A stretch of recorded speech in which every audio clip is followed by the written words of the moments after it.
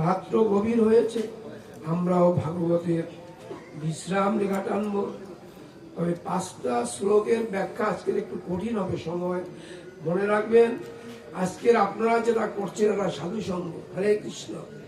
দ্বিতীয় নাম সংকীর্তন। নাম সংকীর্তন আগামী দিন যেটা হবে সেটা নয়, তার চেয়ে আরো একটা বড় নাম সংকীর্তন আছে ভক্তবৃন্দ। মহাপ্রভু বলছেন যে তুমি মুখে হরিনাম কীর্তন করবে, নিজের কর্ণেই তুমি শ্রবণ করবে। আপনার বাড়ির থেকে যখন এসেছেন, যখন কীর্তন শুনতে আসবেন, এই রমজানপুরের বিভিন্ন অঞ্চল থেকে, টলকির থেকে বোবা হয়ে আসবেন না। এখানে নাম কীর্তন হবে, আপনিও নাম করে করে মুখে হরিনাম কীর্তন করে তারপরে এই অঙ্গনে উপস্থিত হবে। তৃতীয় ভাগবত শ্রবণ। আজকের ভাগবত থেকে যদি আমরা এক বিন্দু রস যদি এই নামের মূল্যায়নে পেয়ে থাকি, এখানে যতদিন পর্যন্ত কীর্তন হবে এই ভাগবত খানা যেন আপনার মস্তকে ধারণ করে আপনার হৃদয়কে যেন কৃষ্ণ নামে যেন জাগৃত করে। এই জন্য সাধু সঙ্গ, নাম কীর্তন, ভাগবত শ্রবণ, মথুরাবাস। একটা কঠিন কথা বাবা, মথুরাবাস। মথুরায় কি করে যাব? আজকের বর্ডারের যে অবস্থা, যাওয়া তো যাবে না, পাসপোর্ট ভিসা তো দেয় না। দেয় কি? ভাগবত বলছে যাওয়ার দরকার নেই, ওই ভারত সরকার যা করে করুক, ওখানে যাওয়ার দরকার নেই। মথুরা আমরা এখানেই আনবো।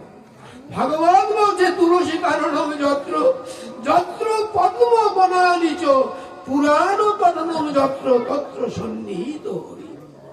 ওই মথুরায় যাওয়ার দরকার নেই, এখানেই মথুরা নিয়ে আসবো। কারণ এখানে মহারানী বৃন্দাজি আছে, এখানে ভক্ত সদৃশ পদ্ম পুষ্প প্রস্ফুটিত হয়েছে।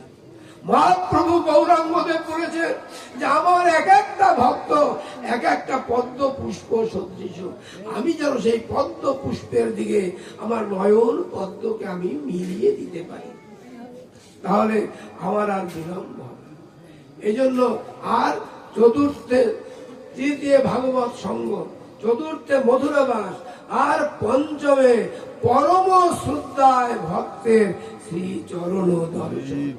আমরা যেন ওই প্রথম যে কথা বলেছি, সাধু গুরু বৈষ্ণবের চরণ যেন আমরা হৃদয় দিয়ে বন্দনা করি। আজকের এখানে ভাগবতের বিশ্রাম করো ভক্তবৃন্দ।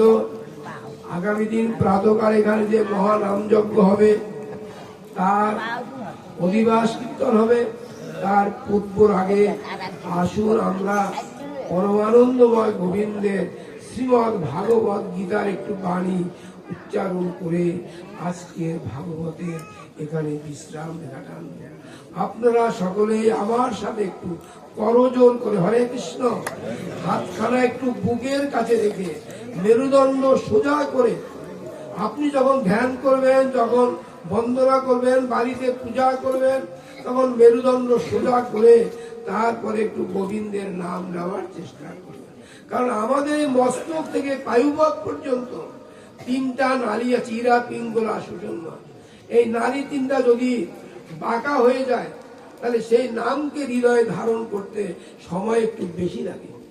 এই জন্য মেরুদণ্ড সোজা করলে এই যে নারী, ইরা পিঙ্গলা এবং সুষুম্না, তারা সোজা থাকবে এবং আপনার নামও রসটা অতি সহজেই দেহ মধ্যে প্রবিষ্ট হবে। আসুন সেইভাবে আমরা একটু গীতার বাণী শ্রবণ করি। ওম নমো ভগবতে বাসুদেবায়, ওম নমো ভগবতে বাসুদেবায়।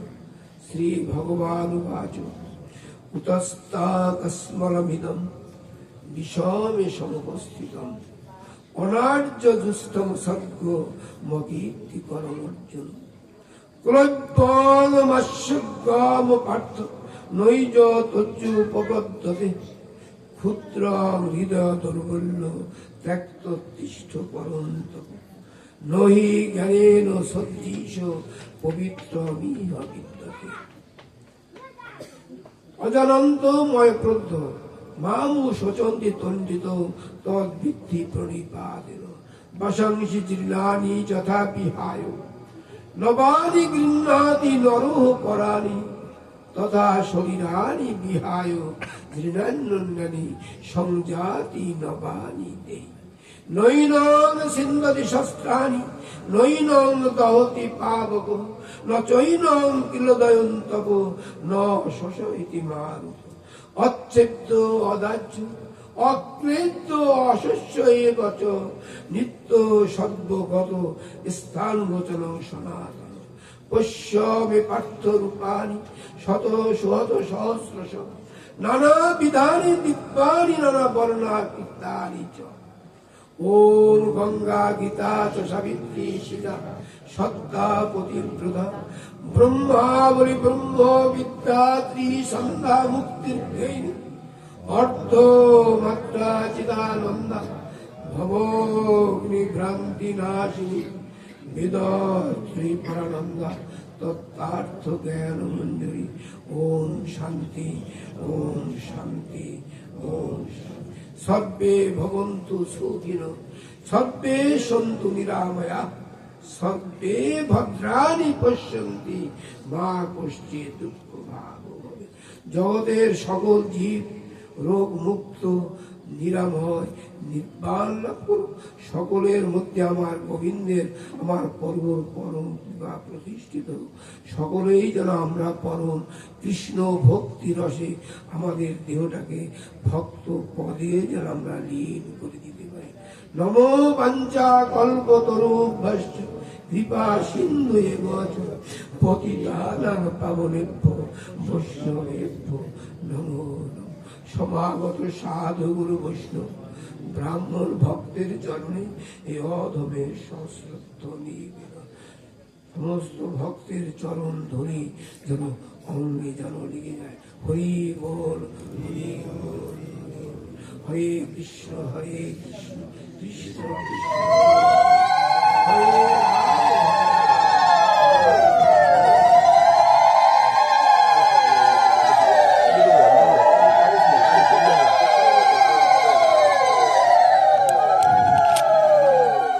হরে কৃষ্ণ। শুদ্ধ ভক্তবৃন্দ, এরপরে সমাপনী কীর্তন। কীর্তনের পরে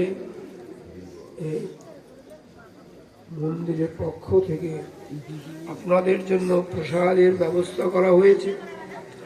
আপনারা যারা এখানে উপস্থিত হয়েছেন কৃপা করে প্রসাদ নিয়ে যাবেন, সকলেই প্রসাদ নিয়ে যাবেন। হরে কৃষ্ণ।